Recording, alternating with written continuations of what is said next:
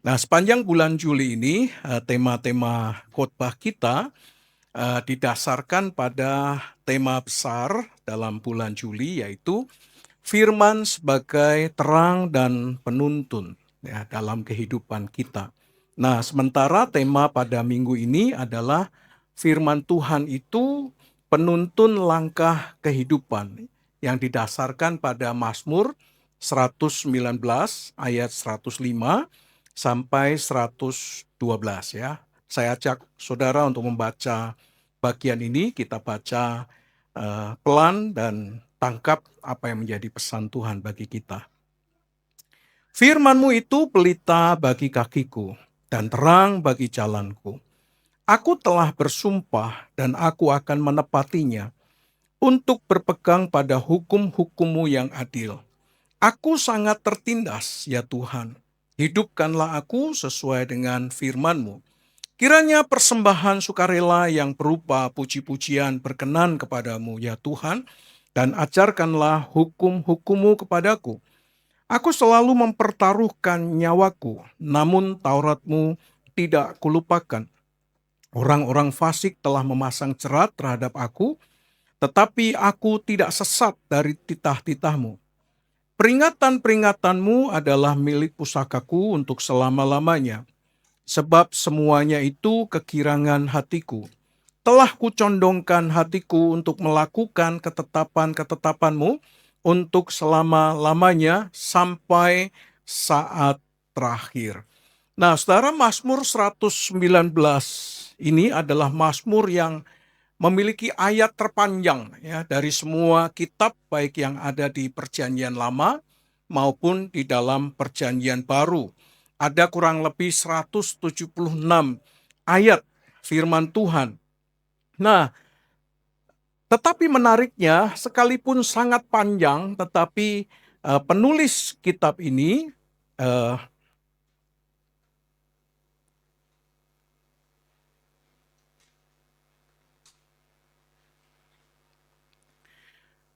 Tetapi penulis kitab ini tidak menunjukkan siapa sebenarnya penulis dari kitab Mazmur 119 ini. Kalau kita membaca kitab Mazmur kan kadang ada tulisan Asaf, kadang tulisan Korah, kadang tulisan bahkan Salomo juga ada, tulisan Daud juga ada. Tetapi Mazmur 119 ini tidak disebutkan di dalam pendahuluannya siapa penulis dari Mazmur ini. Maka penulisnya tidak diketahui siapa yang menulis. Ada yang mengatakan bahwa yang menulis Mazmur 119 adalah Daud.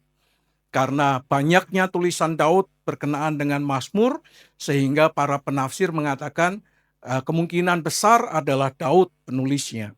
Tetapi para penafsir yang muncul, baik yang dulu maupun penafsir modern, ini merujuk pada masa pembuangan karena Mazmur 119 ini lebih condong ditulis pada masa pembuangan. Nah, karena begitu banyaknya ayat, hampir semua ayat, dan bahkan seluruh ayat itu merujuk kepada Taurat, perintah, ketetapan, lalu kemudian hukum-hukum Tuhan yang terus berulang dari ayat 1 sampai ayat 176, maka ada yang menengarai bahwa penulisnya adalah Ezra.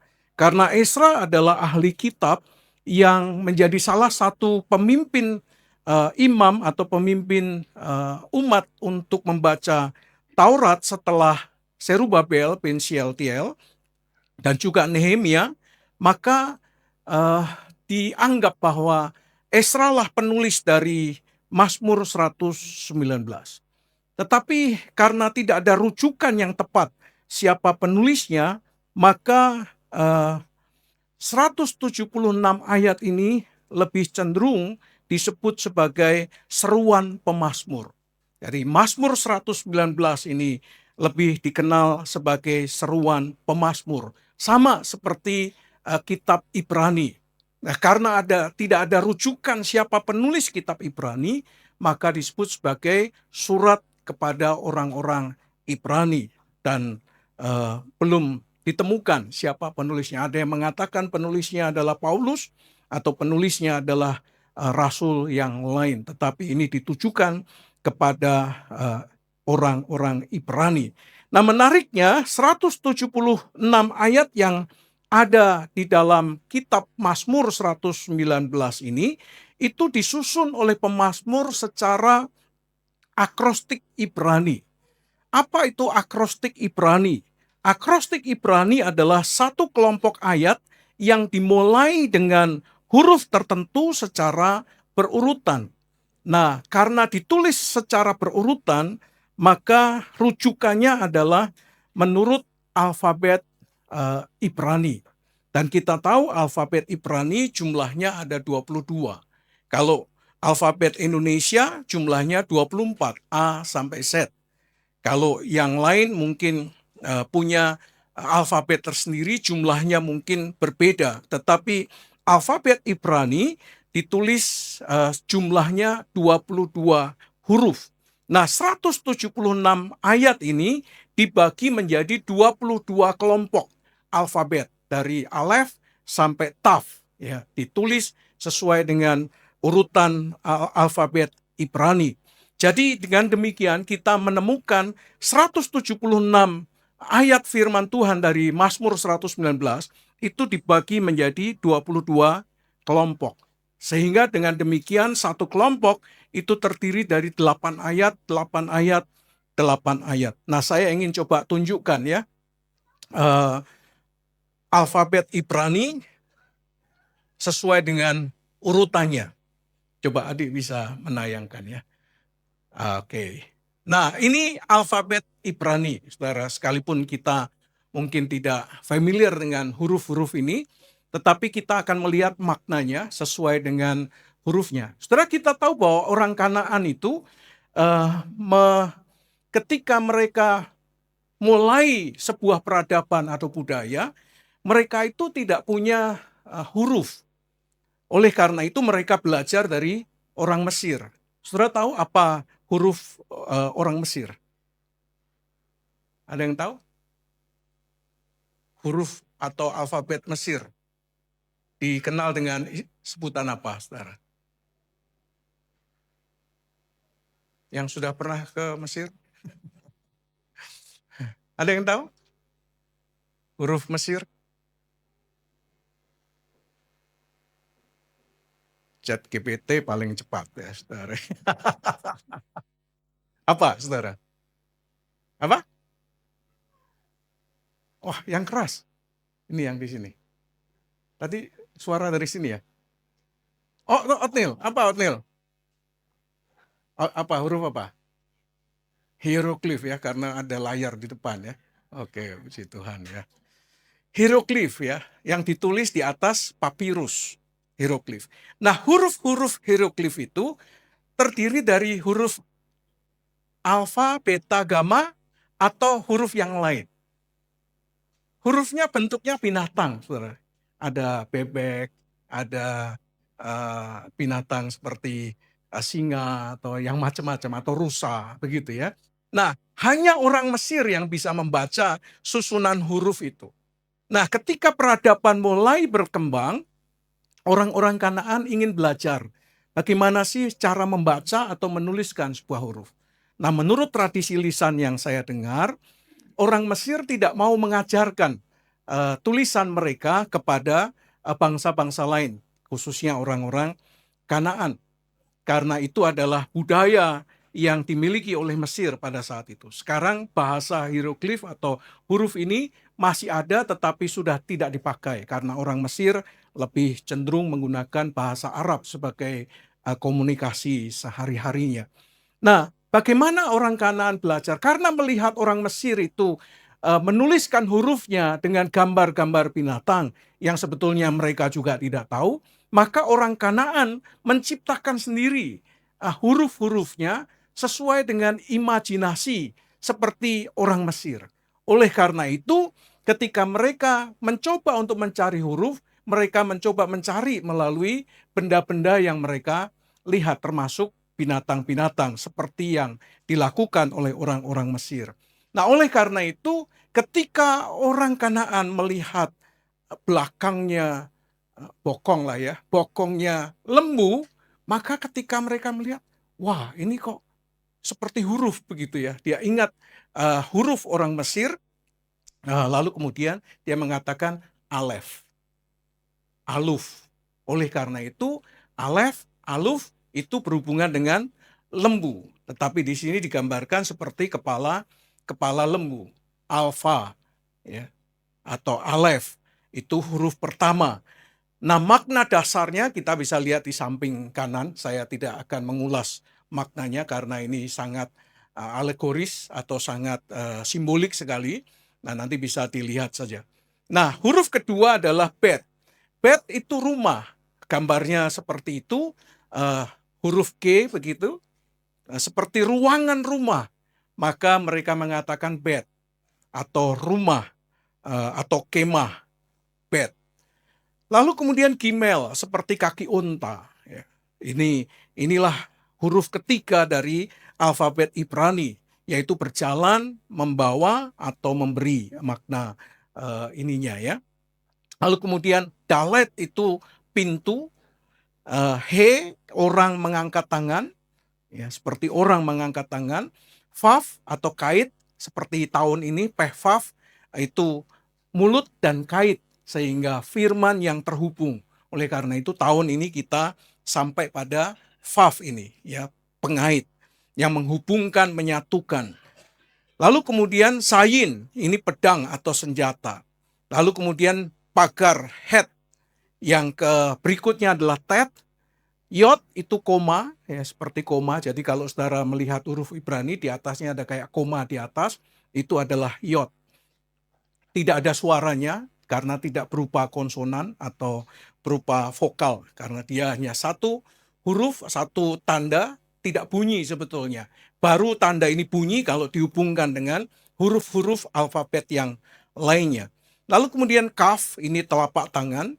Lalu kemudian lamet, tongkat penggembala. Mem, air. Lalu kemudian nun, ikan atau benih. Lalu kemudian sameh, ini penyangga atau tiang. Ayin, mata. Peh, mulut. Nah, ini peh, vav. Jadi huruf peh dihubungkan dengan vav tadi menjadi tahun Ibrani hari ini. Lalu kemudian sade, orang berlutut. Lalu kemudian kaf, belakang kepala atau mata jarum. Res, itu kepala manusia. Shin, itu gigi.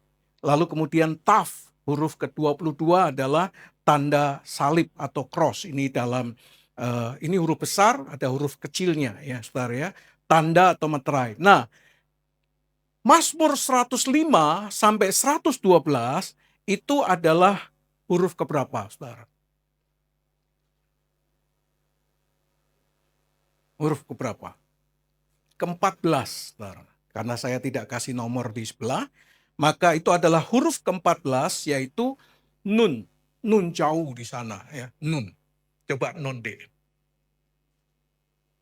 Mem, nun. Mem, nun. Ya, naik lagi. 1, 2, 3, 4, 5, 6, 7, 8, 9, 10. Ya, nun. Oke ya, nun. Lihat nun di sini, gambarnya ikan atau benih. Ya, kehidupan, pertumbuhan, dan generasi. Ini kira-kira makna yang akan kita pelajari bersama. Nah, jika khotbah ini didasarkan atas nun, Mazmur 119 ayat 105 sampai 112, maka ini masuk pada kelompok di mana digambarkan sebagai simbol ikan dan benih yang secara simbolis berarti pertumbuhan, yang berarti kehidupan dan juga bicara tentang generasi. Nah, kelompok nun inilah yang kemudian menggambarkan tentang perjalanan iman yang berkesinambungan dari generasi kepada generasi yang berikutnya disertai dengan kesetiaan yang tetap. Sekalipun tekanan, sekalipun ancaman, sekalipun penderitaan demi penderitaan dialaminya. Tetapi kelompok nun ini mengajarkan kepada kita mereka tetap setia sampai akhir. Coba ayat yang ke-12 ditampilkan. Ayat yang ke-12 dikatakan apa di sana?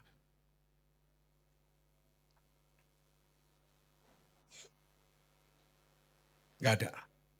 Oke, saya bacakan ya. Ayat yang ke-12 terakhir dikatakan, telah kucondongkan hatiku untuk melakukan ketetapan-ketetapanmu untuk apa? Selama-lamanya sampai saat terakhir. Jadi kelompok Nun ini mengajarkan kesetiaan yang dijalani oleh pemazmur ini akan sampai pada hari terakhirnya. Sekalipun mengalami berbagai macam tekanan, penderitaan, dan berbagai macam persoalan, pergumulan hidup dalam perjalanan kehidupannya. Oleh karena itu Mazmur 119 ayat 105 sampai 112 ini kita dapat menangkap sebuah pelajaran penting dari perenungan kita hari ini, yaitu apa? Dalam menapaki kehidupan yang sedang kita jalani ini, kehidupan itu akan terus berjalan. Kehidupan ini must go on. Tetapi menurut pemazmur, hanya firman Allah lah yang mampu menuntun orang percaya setiap langkah dari kehidupannya, dari generasi ke generasi yang berikutnya. Jadi kehidupan akan terus berlangsung, tetapi hanya orang yang bertahan sampai akhir adalah orang yang berjalan di atas kebenaran firman Tuhan. Nah, suara atau seruan pemazmur melalui Nun ini menggema dengan sangat kuat menjadi kesaksian hidup tentang seorang percaya kepada Tuhan, seorang umat yang sedang hidup di bawah tekanan, seorang umat yang hidup di dalam penderitaan, tetapi tetap menjadikan firman Tuhan itu sebagai pusat hidupnya. Berapa banyak di antara kita dalam segala persoalan yang kita hadapi ini tetap berpegang teguh pada firman Tuhan dan menjadikan firman itu sebagai pusat dari kehidupannya. Memang saudara, jika kita membaca baik-baik dari perikop Mazmur 119 ayat 105 sampai 112 ini, kita menemukan bahwa pemazmur ini berbicara tentang keadaan orang yang sedang memegang teguh firman Tuhan. Apa keadaan orang yang digambarkan oleh pemazmur sementara dia memegang teguh firman Tuhan dalam hidupnya? Coba lihat ayat yang ke-107. Ayat 107 dikatakan, aku sangat tertindas. Ayat 109 dikatakan, mempertaruhkan nyawa. Dan yang ketiga, diancam oleh jerat yang menyesatkan oleh orang fasik. Saudara, dengan kata lain, orang percaya atau umat Allah yang memegang teguh perjanjian atau firman Tuhan itu, mereka akan tetap pegang sampai akhir hidupnya, sekalipun mereka ditindas, sekalipun mereka diancam jiwanya dan diancam dengan jerat setiap hari oleh orang-orang fasik. Nah, inilah yang coba kita pelajari bersama. Yang pertama, aku sangat tertindas. Nah, kalimat lengkapnya berkata, aku sangat tertindas ya Tuhan, hidupkanlah aku sesuai dengan firman-Mu.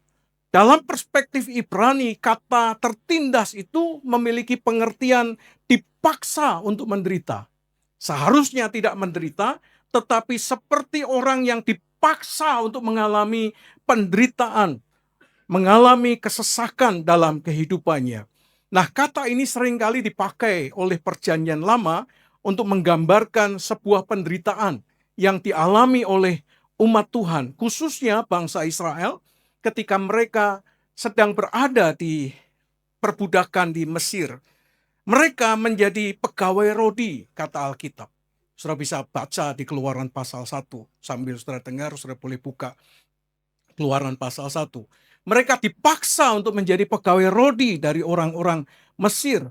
Orang-orang Mesir juga memaksa orang Israel bekerja. Mereka dipaksa untuk memahitkan mereka dengan pekerjaan-pekerjaan berat. Mengerjakan tanah liat dengan batu bata, dengan jumlah yang melampaui harapan yang bisa dapat dicapai pada hari itu. Dipaksa dengan kejam oleh orang Mesir memproduksi batu bata. Kalau satu hari orang hanya bisa membuat 100, maka dipaksa satu orang membuat 500 batu bata.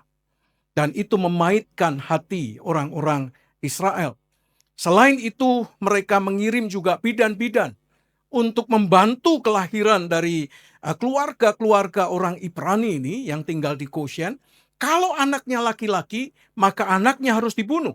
Tetapi kalau anaknya perempuan, dibiarkan hidup. Saudara bisa baca itu daftar bagaimana penderitaan yang dialami oleh orang Israel di Mesir setelah Yusuf tidak ada. Setelah munculnya raja yang tidak mengenal Yusuf. Oleh karena itu, saudara, kata ditindas di sini digambarkan oleh pemazmur, menggambarkan tentang penderitaan yang tidak hanya berarti rasa sakit secara fisik, tetapi ini juga berbicara tentang penderitaan yang dirasakan karena tekanan dari penguasa seperti yang dialami oleh orang Israel di Goshen. Mereka kehilangan haknya untuk hidup, haknya untuk sejahtera, haknya untuk menikmati kebahagiaan. Hilang haknya karena penderitaan yang dialaminya. Dikucilkan dan diperlakukan dengan tidak adil oleh para penguasa. Mereka mengalami tekanan dan penindasan karena kesetiaan kepada Allah. Kalau penderitaan karena sesuatu yang lain, orang lain juga mengalaminya. Tetapi kalau seseorang mengalami tekanan dan penindasan karena setia kepada Allah, inilah penderitaan di luar rasa penderitaan karena tekanan fisiknya. Oleh karena itulah pemazmur berkata, aku berada di bawah tekanan yang sangat berat. Perhatikan kata sangat. Kata sangat di sini adalah sebuah frasa yang menggambarkan tentang sebuah penderitaan yang sudah mencapai batas kemampuan manusia. Sudah pernah enggak merasakan penderitaan sampai mencapai batas kemampuan manusia? Rasa-rasanya sudah tidak ada lagi cara untuk menyelesaikan keluar dari setiap persoalan yang ada. Tetapi pemazmur ini luar biasa. Dalam kondisi yang seperti itu, ia tidak melarikan diri.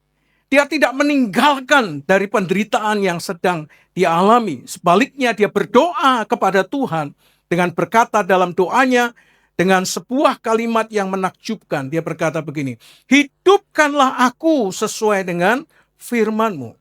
Pemazmur memahami satu hal dalam hidupnya tentang firman Tuhan, yaitu firman Tuhan menjadi sumber kekuatan bagi dirinya ketika dia mencapai tekanan hidup yang hampir melampaui batas kemampuannya dalam puncak penderitaan yang dia alami.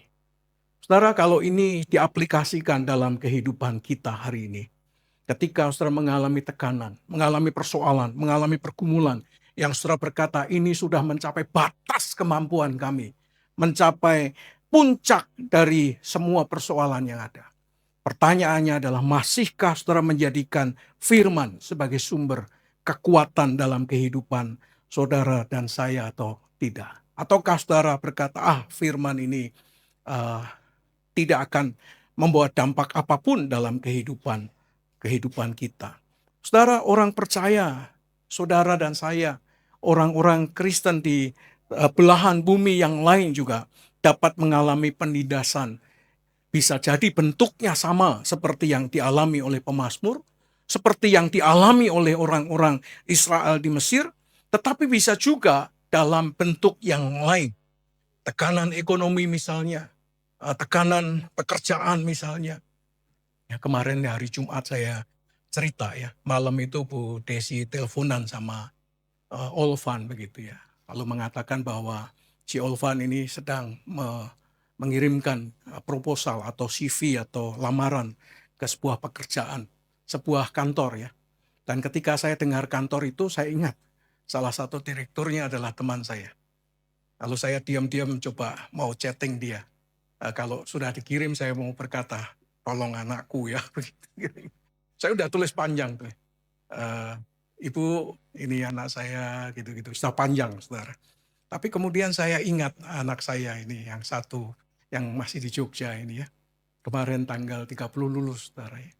Kalau tidak ada aral dan melintang, nanti September akan di wisuda. Jadi saya ingat ketika dia mau masuk ke Undip, saudara. Saya berkata, mau dibantu nggak? Saya bilang, ini ada teman papa di Undip. Ngapain? dibantu-bantu, aku mau tunjukin lah kemampuanku," katanya gitu. Ya udah kalau memang nggak mau dibantu ya sesuai dengan kemampuan kamu saja. Sampai berapa kali begitu, eee, berapa kali gagal, "Wah, teman papa itu masih bisa nggak?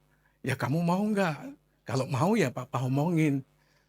"Enggak lah, aku masuk di kimia saja." Ya sudah kalau memang sesuai dengan itu. Hal ini juga sama, Saudara, ketika saya ketik ketik ketik ketik ketik ketik gitu, oh saya ingat kalimat dia. Nanti kalau dia tahu bahwa papahnya yang bantu untuk masuk di perusahaan itu, apa kata dunia begitu ya. "Papa ngapain sih bantu-bantu, kalau gini kan bukan karena kemampuanku. Ini kan berarti papa yang bantu." Jadi saya hapus, Saudara. Saya urungkan niat untuk membantu dia. Jadi saya enggak tahu lamarannya sudah dikirim ya. Jadi rasanya sebagai papa ingin bantu ya, untuk supaya jalannya lancar ya. Tetapi seringkali kita juga harus menghargai anak-anak ya. Kemarin juga saya berkata kepada Carlos, ya, "Pegawaimu masuk enggak hari ini?" "Hari ini libur, jadi kerja sendiri." "Ya saya kerja sendiri," katanya begitu. "Mau dibantu papa enggak? Eee, mempersiapkan, nyuci, macam-macam." "Nggak usah, aku bisa sendiri," katanya. Ya sudah saya urungkan niat untuk bantu, Saudara. Saya belajar untuk dia belajar mandiri, ya biarlah dia belajar mandiri. Saudara, ketika saya makan, ya saya siang itu saya kerja di dekat kantornya, di dekat tokonya dia, dekat restonya dia. Lalu kemudian sore saya mau mampir makan. Jadi saya sore itu ke tempat si Carlos, mereka sedang ngobrol panjang-panjang, lalu saya makan, Saudara. Setelah makan begitu, saya ngopi juga sebentar, lalu kemudian saya mau pulang. Lalu kemudian bayar, Saudara. Ini bayar loh, Saudara. Lalu kemudian saya tanya, "Gimana hari ini? Bagus enggak?" "Apa bagus?" katanya begitu ya. Ya, nah, ya tidak sesuai dengan ekspektasi. Tapi saya berkata di dalam hati, kalau dia tekun, dia setia, dia mengerjakannya dengan baik, pekerjaan yang mungkin dirasa sulit akan keluar sebagai sesuatu yang dia rasakan dari hasilnya sendiri. Saudara, kadang-kadang dalam pekerjaan juga sama ya, kita mengalami tekanan dalam pekerjaan, dalam pelayanan, dalam keluarga, juga dalam budaya karena menolak nilai-nilai firman. Bagaimana dengan dunia yang sedang menolak nilai-nilai firman, sementara kita sedang mengaplikasikan, menghidupi nilai-nilai firman, dan nilai-nilai firman yang kita hidupi ditolak oleh dunia. Bagaimana saudara akan tetap menghidupi nilai-nilai itu, ataukah saudara akan meninggalkan nilai-nilai itu, saudara? Bagaimana sikap kita ketika kita mengalami tekanan dan penindasan yang mencapai batas kemampuan kita, saudara? Apakah kita mau belajar seperti pemazmur, ataukah kita akan meninggalkan dan tidak lagi berpegang teguh pada firman Tuhan? Yang ketiga, saudara, yang kedua maksud saya, ayat yang ke-9, 109. Dikatakan, "Nyawaku selalu dalam tanganku." Terjemahan baru menerjemahkan demikian. "Aku selalu mempertaruhkan nyawaku, namun Tauratmu tidak kulupakan." Sementara terjemahan yang lain mengatakan, "Nyawaku selalu terancam." Dalam perspektif Ibrani, kata nafsi, pekapi, dan tamit ini, itu mengatakan jiwaku berada di telapak tanganku, yang sebetulnya merupakan sebuah idiom. Jiwaku berada di telapak tanganku. Ini adalah idiom Ibrani yang bicara tentang seseorang yang membawa barang yang sangat rapuh yang ada di telapak tangannya. Jadi barang apa yang rapuh yang ada di telapak tangannya. Dan ketika barang yang rapuh itu ada di telapak tangannya, dia harus jaga betul barang itu. Karena sedikit dia salah memegangnya, maka barang yang rapuh itu akan rusak. Apa contohnya barang yang rapuh? Bisa jadi itu berupa barang-barang mewah, tapi bisa jadi barang-barang sederhana, atau barang-barang yang mungkin mudah pecah, mudah rontok, mudah hancur. Dan kalau tidak sungguh-sungguh membawanya, maka barang itu akan hancur. Demikian juga dengan firman Tuhan berkata, jiwaku berada di telapak tanganku. Jiwa yang rapuh ini, kalau salah mengerjakannya, salah mengelolanya, maka jiwa itu akan hancur. Saudara, jika tidak waspada dan lengah, maka barang yang dipegangnya itu bisa jadi jatuh dan kemudian rusak. Jika yang memegangnya adalah tangan yang lemah dan tidak memiliki kekuatan yang cukup, maka barang atau sesuatu yang dipegangnya itu rentan untuk pecah, rentan untuk hancur karena rusak dan karena akibat yang lain. Saudara, pemazmur di sini menggambarkan tentang dirinya sendiri bahwa hidupnya itu sangat rentan sekali.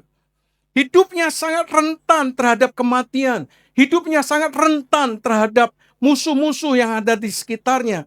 Sewaktu-waktu jiwanya dapat direnggut dan kemudian jatuh dan kemudian rusak, hancur, binasa karena kerentanannya. Nah, dalam perspektif dunia timur dekat kuno, saudara, idiom ini dipakai sebagai bahasa militer. Kenapa bahasa militer? Karena biasanya orang-orang militer itu berkata untuk menggambarkan seorang prajurit yang maju berperang. Orang yang maju berperang rentan untuk tertembak, rentan untuk kena panah, rentan untuk kena tombak, rentan untuk kena pedang, dan sebagainya. Ketika berperang, jiwa ini begitu mudah untuk dibinasakan ketika berada di dalam medan perang. Atau sebagai seorang yang sedang diburu oleh musuh. Ya, diburu oleh musuh, musuhnya banyak. Kalau musuhnya adalah dalam peperangan, bisa jadi dia akan diburu sampai dia dibinasakan. Tapi kalau musuhnya pemilik kontrakan bagaimana? Saudara diburu oleh pemilik kontrakan karena belum bayar rumah kontrakan. Bagaimana kalau yang memburu kita itu pemilik kos? Saudara? Waduh, saya pernah berapa bulan itu nggak bayar kos di Tamburan, saudara. Gara-gara kakak saya nggak datang-datang gitu. Effendi mana ini nggak datang-datang. Sehingga nggak bayar uang kos. Bagaimana dengan uang sekolah? Bagaimana dengan uang kuliah dan tagihan-tagihan yang lainnya? Ya. Kalau saudara diburu musuh mungkin bisa menghindar. Tapi kalau diburu oleh ibu kos, bagaimana saudara? Juga menggambarkan tentang seseorang yang hidupnya berada dalam bahaya setiap hari. Situasi dan kondisi kehidupan yang ada di dalam ancaman setiap hari.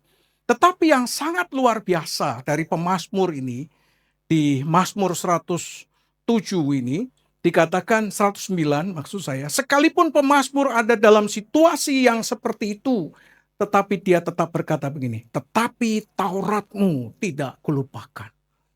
Dalam situasi nyawanya terancam karena kesetiaannya kepada hukum, kepada perintah, kepada ketetapan Tuhan.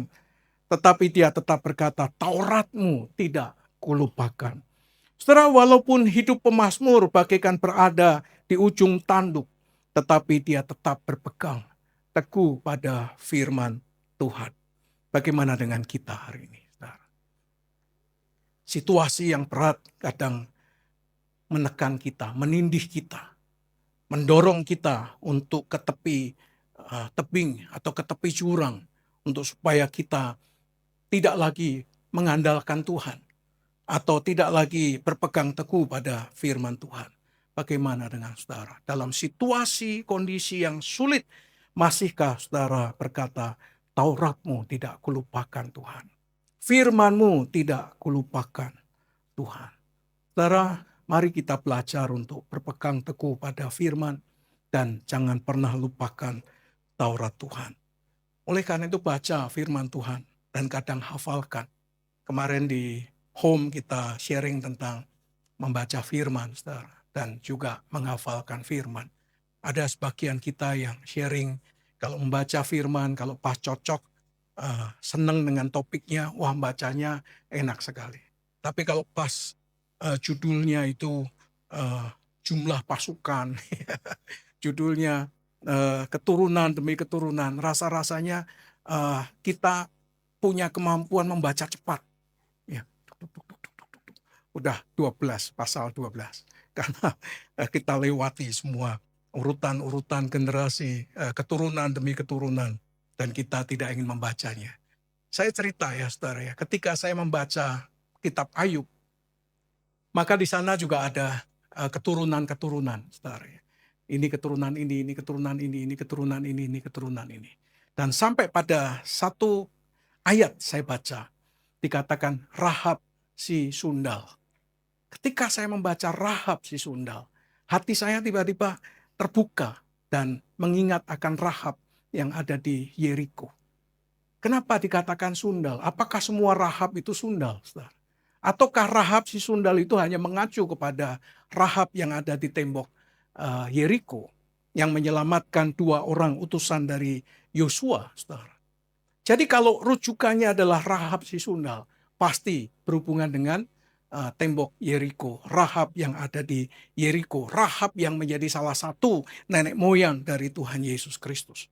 Nah, ketika saya membaca itu, saya mendapat pengertian. Banyak orang mengatakan Ayub itu hidup di masa Abraham. Bisa jadi pemikiran atau pemahaman itu bisa jadi iya. Tetapi ketika membaca detail ayat demi ayat, saya merasa bahwa Ayub itu hidup sebelum Yosua. Ketika dia mengatakan atau sejaman dengan Yosua, ketika Rahab itu menjadi catatan dalam sejarah perjalanan bangsa Israel memasuki tanah Kanaan. Jadi bisa jadi saudara, ketika kita membaca rentetan cerita, kita bisa ngerti, oh ini orang ini, oh ini lahir dari keturunan ini. Kita bisa mengerti sebuah sejarah dan bagian yang sejarah bisa bicara dengan kita dengan sangat kuat. Oleh karena itu saudara, baca firman Tuhan.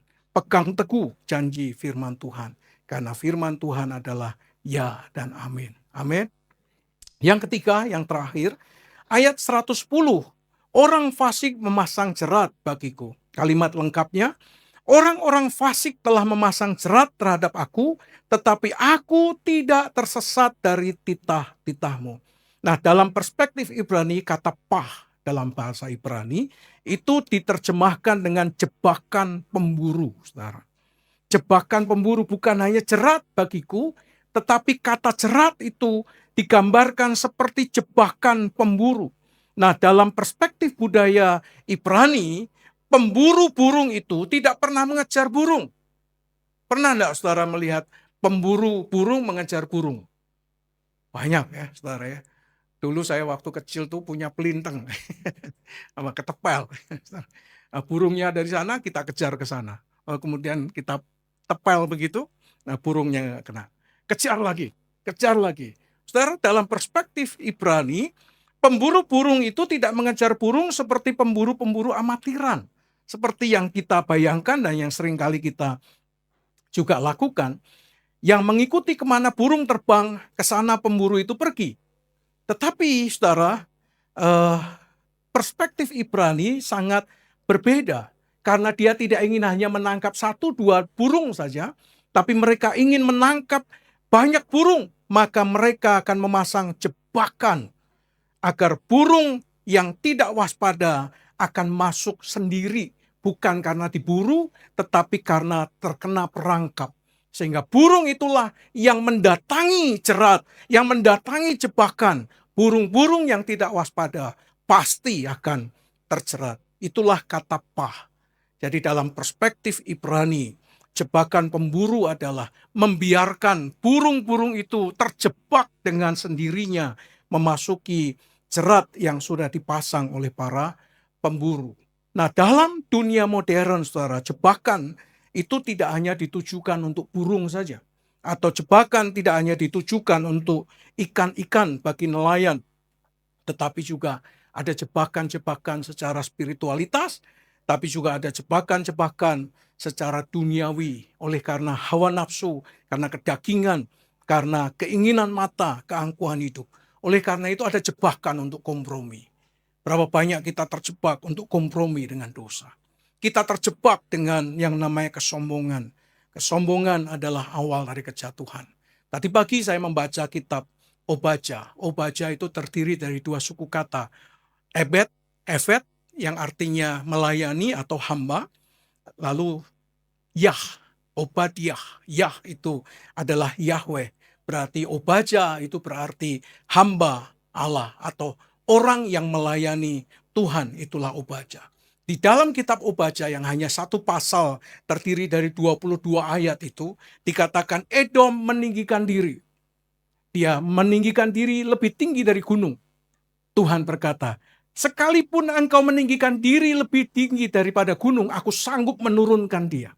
Atau lebih tinggi daripada burung-burung yang hendak mencapai bintang-bintang, aku sanggup menurunkan dia. Saudara, jebakan kesombongan akan menjadi sebuah lubang untuk kejatuhan diri kita sendiri. Jebakan uang, jebakan dosa yang tersembunyi. Kita berpikir bahwa orang tidak akan melihat dosa kita, tetapi Tuhan itu melihat. Jebakan ajaran-ajaran palsu dan sebagainya. Oleh karena itu, saudara, dalam naratif Nun di kelompok 14, dari ayat 105 sampai ayat 112 ini, pemazmur sadar bahwa bahaya terbesar bukan hanya musuh, tetapi jebakan yang membuat seseorang itu keluar dari jalan Tuhan. Jebakan yang membuat seseorang itu meninggalkan Tuhan. Jebakan yang membuat seseorang itu terpisah dari Tuhan. Inilah yang dipandang sebagai ancaman yang berbahaya. Lebih tinggi daripada penindasan, lebih tinggi daripada penyesatan, lebih tinggi daripada semua tekanan yang mengancam jiwanya. Karena ketika dia kehilangan Tuhan dalam hidupnya, maka habislah hidupnya. Saudara, oleh karena itu pemazmur mengatakan, aku tidak sesat dari titah-titahmu. Karena ketika hilang arah, meninggalkan Tuhan, terpisah dari Allah, adalah sesuatu yang mengerikan. Oleh karena itulah Daud berkata, jangan ambil rohmu daripadaku Tuhan. Karena once ketika roh Tuhan undur daripada kita, seperti Saul mengalaminya, maka yang terjadi adalah kita hidup tanpa Allah. Saudara, firman membuatnya mampu mengenali jebakan-jebakan itu. Dengan firman dia mampu mengetahui ini jebakan-jebakan yang ada sebelum segala sesuatunya terlambat dan menjebak dirinya. Saudara, bagaimana dengan saudara? Saudara, percayalah bahwa hanya dengan firman Tuhan saja kita dapat mengenali jebakan yang menyesatkan. Kita dapat mengenali segala tipu daya iblis yang menyesatkan. Jadi saudara, yang dihadapi oleh pemazmur bukan hanya penindasan, ancaman jiwanya, ancaman nyawanya, maupun penyesatan. Tetapi lebih jauh daripada itu adalah yang dihadapi adalah tekanan atau upaya yang membuatnya terpisah dari Allah, terputus dari Allah, hidup tanpa Allah. Dalam perspektif teologi Ibrani, saudara, bagi orang-orang Ibrani atau Yahudi, musuh terbesar bukanlah kematian. Banyak orang mengatakan musuh terbesar adalah kematian. Tapi musuh terbesar dalam perspektif teologi Ibrani atau Yahudi adalah terpisah dari Allah. Hidup tanpa Allah. Oleh karena itu, saudara, di akhir ayat di pemazmur ini mengatakan, hidupkanlah aku menurut firman-Mu. Yang kedua, Taurat-Mu tidak kulupakan. Aku tidak tersesat dari titah-Mu. Saudara, dari sini kita dapat membaca apa yang kita baca. Pikiran dan isi hati pemazmur. Bahwa kemenangan dalam kehidupan itu pertama-tama bukan bebas dari penderitaan. Sekalipun kita ingin bebas dari penderitaan. Tetapi itu bukan simbol kemenangan yang sesungguhnya. Atau lepas dari ancaman atau penyesatan. Tetapi sesungguhnya kemenangan dalam kehidupan itu pertama-tama adalah setia kepada Tuhan dan firman Tuhan di tengah-tengah penderitaan, tekanan hidup yang sedang kita alami. Saudara, percayalah bahwa kita tidak hanya bisa menemukan informasi tentang masa depan melalui Alkitab yang kita baca. Kita juga bukan hanya mengerti tentang akhir zaman melalui firman Tuhan, tetapi lebih daripada itu, firman yang kita hidupi, firman yang kita pegang teguh akan menjaga kita dari semua tipu daya, jerat iblis dalam kehidupan kita. Saya berdoa kiranya firman Tuhan tetap menjadi penuntun yang menjaga langkah kaki kita agar tidak menyimpang. Amin. Amin. Mari kita naikkan satu